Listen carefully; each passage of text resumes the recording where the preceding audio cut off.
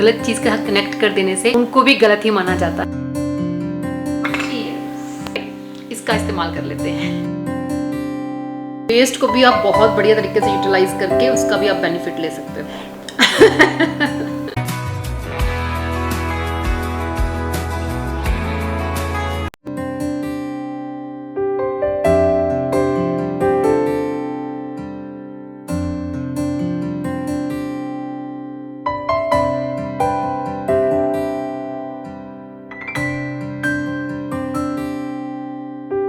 Hello everyone, welcome back to another vlog. तो ये morning routine vlog है, winter morning routine.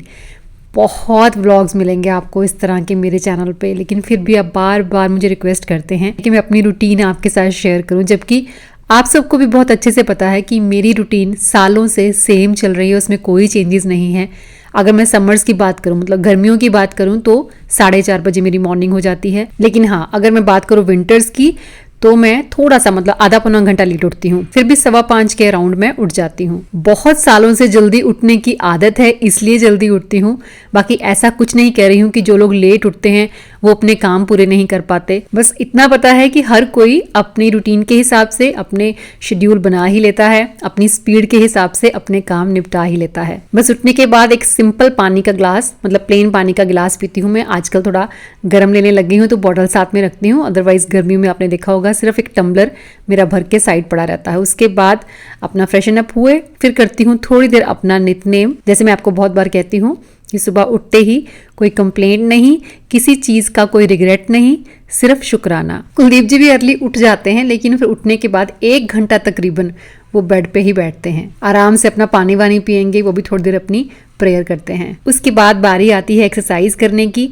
अपने gym cloth में रात को ही निकाल के बाहर रख देती हूँ, ताकि सुबह कोई एक्सक्यूज ना मिले, और सामने पड़े ये कपड़े आपको याद दिलाते हैं कि ये चीज करना आपके लिए कितना इंपॉर्टेंट है। तो अभी है मेरा वर्कआउट टाइम। सुबह सुबह बहुत एनर्जी चाहिए होती है आपको वर्कआउट करने के लिए, कोई भी एक्सरसाइज करने के लिए। कुछ टाइम तक मैं, आपको याद होगा व्लॉग्स में भी आपने मुझे देखा है कॉफ़ी के शॉट पीते हुए वर्कआउट से पहले, विच इज़ फाइन, कोई इतना नुकसान नहीं होता है उसका। लेकिन फिर भी कहते हैं कि कैफीन को खाली पेट नहीं लेना चाहिए, तो फिर मैंने थोड़ा अवॉइड करना शुरू किया था। वैसे कॉफ़ी भी एक फैट बर्नर है, लेकिन अभी हम बात करें एक हेल्दी वर्जन की। तो अभी मैं सुबह सुबह वर्कआउट से पहले अपना एक ड्रिंक लेती हूँ आजकल, जो एनर्जी भी देता है और आपकी हेल्थ के लिए भी बहुत ज़्यादा बेनिफिशियल है। उस ड्रिंक को बना के दिखाने से पहले मैं आपको एक चीज़ कहना चाहूँगी। होता क्या है कि कुछ चीज़ें होती बहुत बढ़िया है, लेकिन उनको किसी गलत चीज़ का कनेक्ट कर देने से उनको भी गलत ही माना जाता है। लेकिन अगर उन चीज़ों के बारे में हम डिटेल से जाने तो हमें पता चलता है वो चीज़ें कितनी ज़्यादा बेनिफिशियल थी, कितना फ़ायदा हो सकता था हमारे शरीर को इससे, लेकिन हमने उसको कभी लिया ही नहीं। तो मैं बात कर रही हूँ यहाँ पे शिलाजीत की। आज मैं आपको बताऊंगी फाइटिका शुद्ध shilajit gold and silver resin के बारे में। इसके हेल्थ बेनिफिट्स के बारे में जानकर सच में आप चौंक जाएंगे, जैसे मैं चौंक गई थी। मैं सुबह सुबह इसे गर्म पानी के साथ लेती हूँ, आप चाहें तो इसे गर्म दूध के साथ भी ले सकते हैं। एक्चुअली फाइटिका शुद्ध shilajit gold 100% pure Himalayan shilajit का पावरफुल ब्लेंड है, और मार्केट में ये अकेला ऐसा शिलाजीत है जिसमें स्वर्ण भस्म के अलावा मल्टीपल आयुर्वेदिक हर्ब्स जैसे कि अश्वगंधा, सफेद म्यूसली, गोक्षुरा, कौंच, इलायची और केसर भी मिलता है। इस बॉक्स के साथ आपको एक स्पून मिलता है, बस उसी में फिल करके, यानी कि मटर के दाने जितना ही एक बार में लेना है। मेन के लिए तो ये बेनिफिशियल है ही, लेकिन एक बहुत बड़ा मिसकंसेप्शन है कि सिर्फ मेल लोगों के लिए ही शिलाजीत होती है, जबकि वुमेन के लिए भी ये बहुत ज्यादा बेनिफिशियल है। वुमेन के अंदर जो हार्मोन है एस्ट्रोजन, ये उसको बैलेंस करता है। शिलाजीत मैंने पहले भी कंज्यूम की है, अभी जो लोग लेते हो उनको पता होगा कि शिलाजीत का जो टेस्ट होता है वो उतना बढ़िया नहीं होता, मतलब फिर भी हम खाते हैं क्योंकि वो पावरफुल होती है, अच्छी होती है, हमारी हेल्थ के लिए उसके काफ़ी सारे बेनिफिट्स होते हैं। लेकिन इसका तो टेस्ट भी बहुत बढ़िया है, क्योंकि इसमें केसर है, इलायची है, तो उसका फ्लेवर भी आपको आएगा। तो आप इजीली इसको एज ए बढ़िया सा ड्रिंक ले सकते हो, आप इसे ग्रीन टी की तरह ले सकते हो। देखो इसमें गोक्षुरा है, तो जितने भी मेनोपॉज से रिलेटेड प्रॉब्लम्स आपको फेस करनी पड़ती हैं, जैसे कि हॉट फ्लैशेस वगैरह हैं, या रात में आपको पसीना वगैरह ज्यादा आता है, तो उसमें भी आपको हेल्प करता है। अगर आपको फटीग लगता है, मतलब एनर्जी लेवल काफी ज्यादा लो रहते हैं, तो भी आप ड्रास्टिक चेंज खुद में देखेंगे जब आप कंटिन्यूसली शिलाजीत को कंज्यूम करेंगे।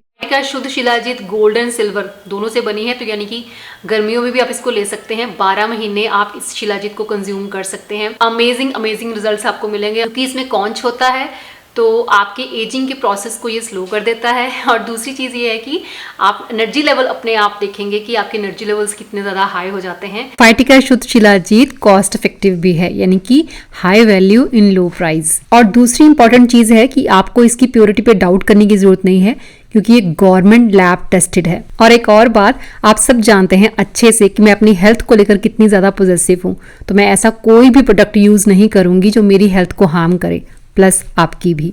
तो वर्कआउट से पहले डेली का मेरा ये ड्रिंक है, आपका भी हो सकता है। आप भी खुद को बहुत एनर्जाइज, बहुत यंग फील करेंगे। एक बार मेरे कहने से इस्तेमाल करके देखिए, रिजल्ट्स आपको जरूर मिलेंगे। तो अगर आप बाय करना चाहें तो लिंक आपको डिस्क्रिप्शन बॉक्स में मिलेगा। ऊपर जिम जाने से पहले पहले मैं एक लोड लगा के जाती हूँ। आजकल देखो सर्दी है, तो मुझे बस यही होता है कि या तो रात को लोड लगा दो या फिर सुबह बहुत अर्ली लगाओ, ताकि धूप निकलने से पहले पहले आप कपड़े सुखाने के लिए डाल दो। क्योंकि पहले ही दिन छोटे होते हैं, धूप बहुत कम टाइम के लिए होती है, तो उतने में अगर हम लेट कपड़े धोने के लिए डालते हैं तो फिर शाम तक वो सूख भी नहीं पाते। और फिर पूरे घर में गीले कपड़ों का जो मेस होता है ना, वो सबसे ज्यादा गंदा लगता है। करीब करीब 5:15 में उठकर उसके बाद 6:30 के अराउंड में आ जाती हूँ जिम में। और फिर यहाँ आकर मेरा कितना भी टाइम लगे मुझे कोई टेंशन नहीं होती। मिनिमम मेरा 1 घंटा लगता ही है, और मैक्सिमम की बात करूँ तो हाँ 2 घंटे भी लग जाते हैं। 1 घंटा तो तब जब बाहर के कुछ काम करने होते हैं, मतलब बाहर कहीं जाना होता है किसी काम से, तो अदरवाइज 1 घंटे में सब नहीं हो पाता कि आपको वर्कआउट भी करना है, अपना प्राणायाम भी करना है, थोड़ी देर आपको ध्यान भी लगाना है। तो सबके लिए आपको कम से कम 1.5 घंटा चाहिए होता है। तो सबसे पहले वार्म अप होता है, थोड़ी देर अपनी स्ट्रेचिंग वगैरह की। अच्छा, जब आप स्क्वाट्स लगाते हो तो आपका बेस्ट वार्म अप है वो 20 से 25 आप स्क्वाट्स लगा लो, बॉडी आपकी हीट अप होना शुरू हो जाती है। मतलब विंटर्स है ना, तो जल्दी जल्दी अगर आपने वार्म अप करना हो तो स्क्वाट्स बेस्ट होते हैं। तो आज मैं अपनी बैक लगा रही हूँ, जिसमें 3 एक्सरसाइज होंगी वेट्स के साथ, 2 एक्सरसाइजेज मैं करूंगी रेजिस्टेंस बैंड के साथ। तो पहले मैंने स्टार्ट किया है 6 kg वेट के साथ। इसका मैं एक ही सेट लगाऊंगी, दोनों हाथों से 12-12 रेपिटेशंस। उसके बाद वेट को चेंज करके फिर मैं 2 सेट और लगाऊंगी। बड़ा मसल है तो अपने आप को पुश जरूर करना चाहिए, और बड़े मसल पे इफेक्ट भी आपका तभी ज्यादा होता है जब आपका वेट कम से कम ठीक ठाक हो। आई नो काफी दिनों से बहुत सारे और ब्लॉग्स आ रहे थे शादी को लेकर, फिर दिवाली, बर्थडे, सब चीजें हुई। अपने वर्कआउट वगैरह में ज्यादा शेयर नहीं कर पाई। एक्सरसाइज मैंने की है, लेकिन हाँ उतना ज़्यादा मैं जैसे बोल रही हूँ कि 1.5-2 घंटे उतना कर नहीं पाती थी, क्योंकि टाइम मैनेज नहीं हो पा रहा था। लेकिन मैं वही कहती हूँ कि आप बहुत ज़्यादा ना करो, लेकिन ये भी ना करो कि आप बिल्कुल नहीं कर रहे हो। मिनिमम आधा घंटा हर कोई अपने आप को दे सकता है।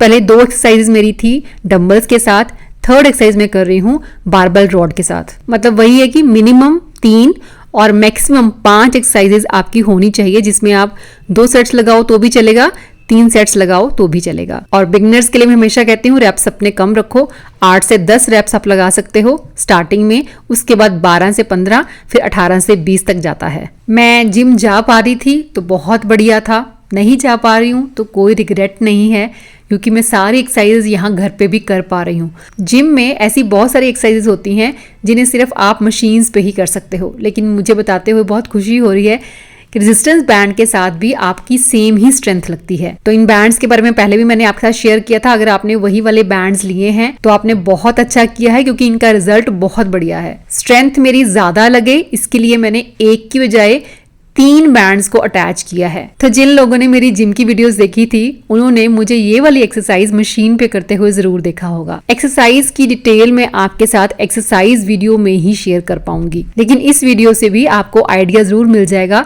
कि अगर आपको बैक लगानी है, मतलब आपको बैक वर्कआउट करना है, तो आप ये वाली 5 एक्सरसाइजेस चूज कर सकते हैं।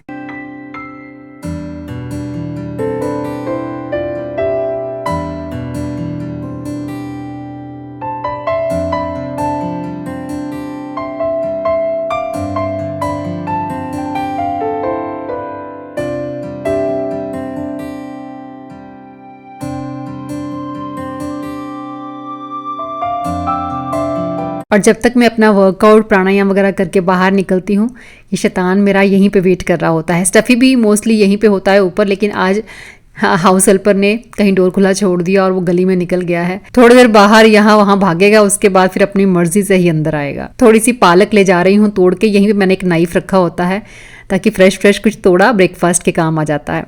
पौधे दिखा लेती हूँ आपको अपने।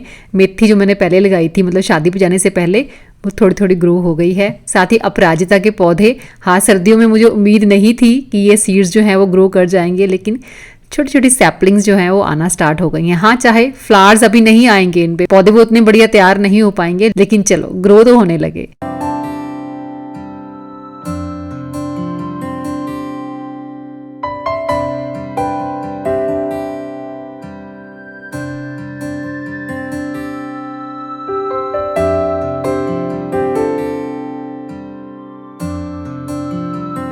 लॉन्ड्री बास्केट अगर मैं छत पे रखवा दूं तो कपड़े तो मम्मा भी सुखाने के लिए डाल देते हैं।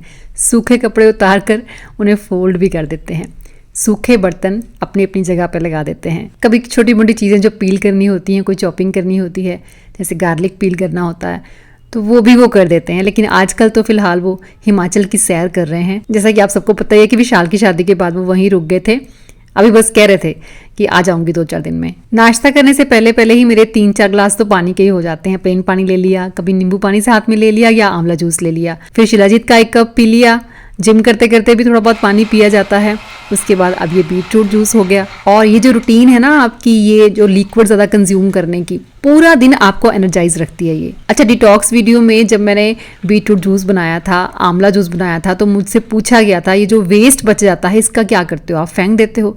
तो मैंने आपको बहुत बार अपनी वीडियोस में बोला है, कुछ भी वेस्ट नहीं होता है वेजिटेबल्स का, इनका हमेशा कुछ ना कुछ यूज़ आप कर सकते हैं। तो आज मैं आपको इसी के बारे में बताऊंगी। देखो बहुत सारे वेज हैं, लेकिन चलिए पहले जूस पी लेते हैं, कुलदीप जी के लिए ब्रेकफास्ट रेडी कर लेते हैं और फिर साथ साथ हम बात भी करते जाएंगे।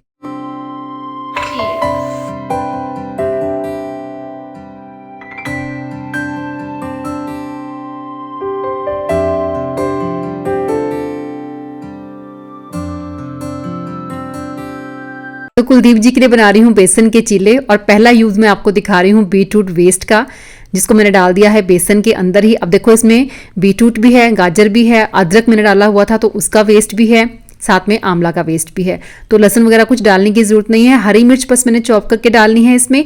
साथ में थोड़ा सा मैंने सॉल्ट डाला है। कुछ हम डाल सकते हैं इसमें गरम मसाला पाउडर। पानी डालकर बस जैसे हम बैटर रेडी करते हैं चीला वगैरह के लिए, वो रेडी कर लेना है और तवे पे हमने पलट पलट के सेक लेना है। अब यही चीज़ आप मूंग दाल चीला में भी इस्तेमाल कर सकते हो, है ना। जब हम मूंग दाल चीला बनाते हैं तो उसमें भी डाल सकते हो। और यही सेम चीज़ आप ओट्स चीला अगर बनाते हो तो उसमें भी डाल सकते हो।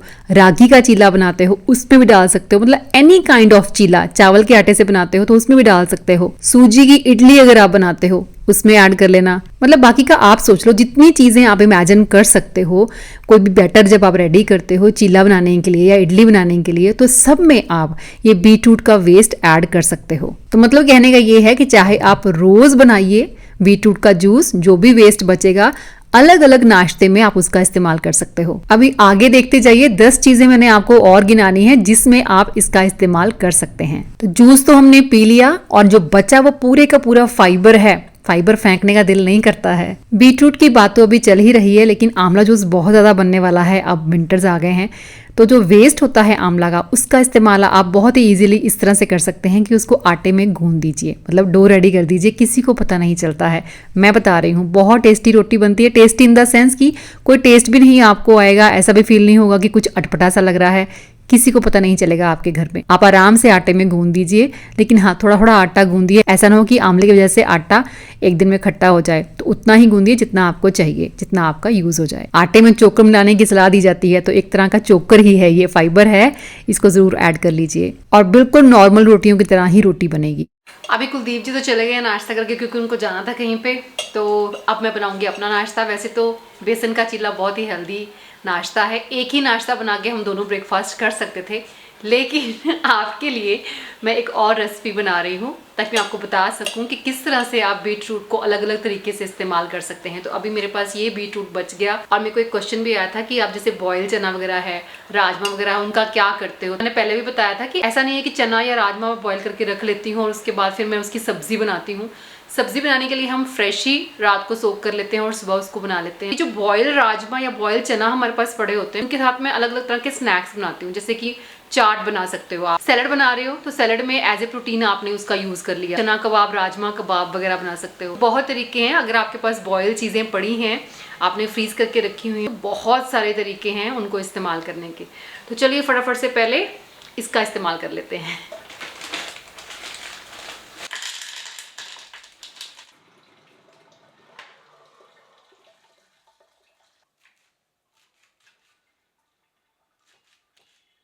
चीला बनाए तो उसमें पालक डालना ही भूल गई, बट चलो अभी हम इसका यूज़ करेंगे कबाब में। तो चना जैसे बॉयल मैंने फ्रीज़ करके रखे होते हैं तो उनको थोड़ा सा गर्म पानी डाल के साइड रखा। साथ में ये बीटरूट का जो भी बचा हुआ हमारे पास गुद्दा है वो डाल दिया, चने डाल दिए ग्राइंड करके, थोड़ी सी मिर्च भी मैंने उसमें डाली, हरी मिर्च, उसको भी साथ ही में ग्राइंड कर दिया, और साथ में पालक डाल दी। बाकी इसमें सीजनिंग डाल दीजिए, कुछ भी और ज़्यादा डालने की ज़रूरत नहीं है। गरम मसाला डाला है मैंने सिर्फ, और नमक डाला है। बेसन डाल सकते हैं आप बाइंडिंग के लिए, ताकि आपकी टिक्कियाँ जो हैं वो आराम से बन जाएं। बाइंडिंग वैसे चना वगैरह से भी आ जाती है, लेकिन कई बार वो ब्रेक भी हो जाती है, तो इसलिए थोड़ा सा मैंने बेसन डाल दिया। चावल का आटा डालना चाहें तो वो भी डाल सकते हैं। तो बस इसकी टिक्कियाँ बना के, या कबाब कह लीजिए, कुछ भी कह लीजिए, उसको तवे पे थोड़ा थोड़ा ऑयल लगा के सेक लेना है। अब यही चीज़ आप राजमा के साथ कर सकते हैं, अगर फ्रीज किए रखे हैं तो ब्लैक चना के साथ भी कर सकते हैं। ब्लैक चना के साथ तो मैंने आपको बहुत बार बताया है, टिक्की उसके साथ आराम से बन जाती है। सोया चंक्स जो होते हैं उसके साथ भी आप बना सकते हैं इसी बीटरूट का इस्तेमाल करके। ऑप्शंस की कमी नहीं है तो आप बात कीजिए क्या खाना है आपको। तो चलिए ब्रेकफास्ट करती हूँ और साथ साथ आपके साथ बात करती हूँ। तो बीटरूट की टिक्की मैंने आपको दिखा दी, बीटरूट का चीला मैंने आपके साथ शेयर कर दिया। मतलब बीटरूट नहीं कह सकते, वेस्ट, जो बीटरूट जूस के बाद जो वेस्ट निकला उसको हमने यूज़ किया। और सिर्फ यही 2 वेज नहीं है, और भी बहुत सारे तरीके हैं। मैं वही कहती हूँ, हमेशा सोचने से आइडिया क्रिएट होता है। कभी नहीं हो सकता कि कुछ आइडिया हम क्रिएट करने की कोशिश करें तो कुछ भी अच्छा ना क्रिएट हो। कई बार बहुत बढ़िया हो जाता है, पर थोड़ा सा उतना बढ़िया नहीं हो पाता, लेकिन कोई ना कोई रिजल्ट उसका ज़रूर निकलता है। 2 यूज़ मैंने आपको बता दिए, और भी मैं आपको बताती हूँ। पराठे में जैसे कि आपने स्टफिंग रेडी करनी है तो आलू आपने उसमें डाल दिए या गोभी उसमें डाल दी, पराठे में स्टफ करके आप ले सकते हो। या फिर आप वैसे ही आटे में गूंद सकते हो इसको। आटे में गूंद दिया आपने, नमक मिर्च मसाला जो भी डालना है वो डाल दिया, गार्लिक डाल सकते हो उसमें, धनिया डाल दो बारीक काट के, तो वो आपने एक डो रेडी कर लिया, आपका पराठे का डो रेडी हो गया। तीसरी चीज़ क्या है, मक्की की रोटी। जैसे आजकल विंटर्स हैं, बाजरे की रोटी, मक्की की रोटी बनेगी। तो मक्की की रोटी में जब हम मेथी डालते हैं या हम पालक डालते हैं, तो ऐसे ही हम इसमें बीटरूट भी डाल सकते हैं। मक्की के आटे के साथ हम मूली के पराठे भी बनाते हैं, तो मूली की जगह पे आपने ये बीटरूट का वेस्ट डाल दिया। और क्या कर सकते हो, और आप सूप बना सकते हो। सूप जब आप बनाते हो तो सूप में इसको डाल सकते हो, सब्जियां काट के डाली, साथ में ये बीटरूट का वेस्ट भी डाल दिया, और ये टिक्की बहुत बहुत स्वाद बनती है। राजमा की टिक्की, चना टिक्की मैंने आपके कितनी बार शेयर की, और ये one of the best breakfast हो जाता है, क्योंकि ये प्रोटीन भी आ गया इसमें, सब्जियां डाल दी। देखो अब इसमें क्या क्या है, चना है इसमें, पालक है इसमें, बीटरूट का वेस्ट जो हमने बनाया वो डाला, गाजर है इसमें, अदरक का जूस हमने साथ में अदरक डाला था, इतना मोटा टुकड़ा मैंने अदरक का डाला था, तो अदरक का टेस्ट भी इसमें आ रहा है। आंवला, आंवला डाला तो आंवला भी इसमें आ गया। ऐसे बहुत सारे तरीके हैं इन चीज़ों को यूज़ करने के। देखो मुझे तो कोई दिक्कत नहीं है, कोई परेशानी नहीं है, मेरा तो काम है वीडियो अपलोड करना। एक और वीडियो बना के इसी तरह से जो मैंने चीज़ें बोली हैं अभी सारी मैं आपको रेसिपी बना कर दिखा दूंगी, आपके लिए और भी ईजी हो जाएगा। मतलब उनके लिए काफ़ी ईजी हो जाएगा जो लोग बिगिनर्स हैं, मतलब कुकिंग में अभी उन्होंने जिन्होंने स्टार्ट किया है या अभी उतना पता नहीं होता। मैं आपको वही बोल रही हूँ, कोई भी चीज़ को वेस्ट नहीं करना। रोटी तो हम लोग खाते ही है ना, तो रोटी में आप जो मर्जी वेस्ट डाल दो बशर्ते आपके घर के लोग जो है ना वो हंस रहा है उधर से, वो नखरीले नहीं होने चाहिए। तो कई बार कुछ चीज़ें इनको पता भी नहीं चलती, मैं कर देती हूँ कुछ चीज़ें छुपते छुपाते हुए भी करनी पड़ती। चलो ये तो बीटरूट का तो पता चल ही जाएगा क्योंकि कलर आ जाएगा, पर जिन चीज़ों के कलर नहीं आते, लौकी के पानी के साथ आटा गूंदोगे तो कलर थोड़ा ना आएगा उसका, तो वो आराम से यूज़ हो जाएगा। सब्जियों के पील्स होते हैं वो मैं कभी नहीं फेंकती। सब्जियों के पील्स को आप पानी में डाल के रख दो, 1-1.5 दिन रखा उसको, उसका पानी सारा निकाल दिया, वो पानी प्लांट्स को दिया। चावल धोती हूँ मैं, दाल धोती हूँ मैं, उसका जो पानी होता है वो भी मैं पौधों को देती हूँ। वेस्ट को भी आप बहुत बढ़िया तरीके से यूटिलाइज करके उसका भी आप बेनिफिट ले सकते हो। चलिए मैं पहले आराम से बैठ कर अपना खाना खा लेती हूँ, फिर आपसे आगे बात करती हूँ। नेक्स्ट वीडियो यहीं से कंटिन्यू होगी क्योंकि मॉर्निंग रूटीन अभी ख़त्म नहीं हुई है। इसके बाद घर को थोड़ा बहुत ऑर्गेनाइज करने का काम होता है, कुछ क्लीनिंग का काम जो मेरे खुद के ज़िम्मे होता है, जो मैं हाउस हेल्पर से नहीं करवाती हूँ। तो कैसे कितने टाइम फ्रेम के अंदर आपको क्या क्या ख़त्म कर लेना चाहिए वो हम बात करेंगे उस वीडियो में, और धीरे धीरे सब काम ख़त्म करके पहुँचेंगे मेरे मी टाइम पे। तो चलिए मिलती हूँ फिर आपसे मैं नेक्स्ट वीडियो में। Till then bye bye, take care and stay healthy.